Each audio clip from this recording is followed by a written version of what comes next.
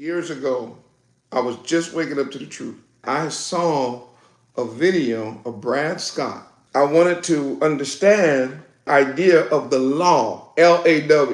And I remember we were talking one day and he was like, when you study the Bible, what you're going to see is that there are more than one law in the Bible.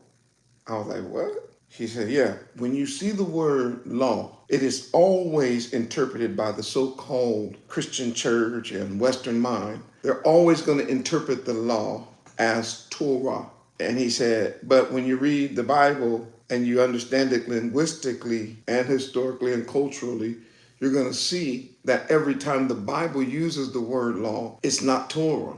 I was like, okay, you want to explain that one to me. The Pharisees had a law that was not Torah. The Pharisees had what is called Pharisaical law. And he said, and the Sadducees, they were also, they had laws that they operated by. And they called those laws Sadduceical law.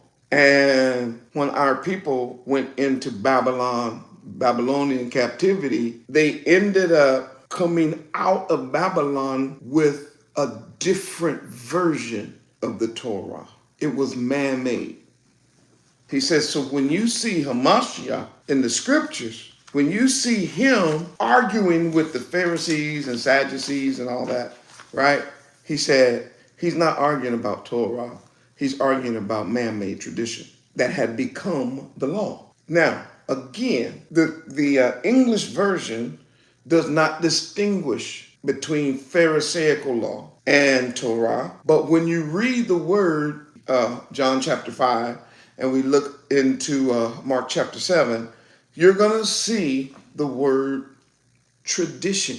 That man-made tradition had become law, but it was not Torah. Tradition is not Torah.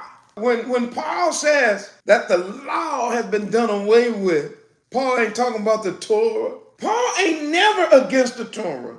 But Paul was raised a Pharisee. So when he was talking about Pharisaical things, especially in that book of Galatians, Paul was actually echoing exactly what Messiah is talking about in this passage right here.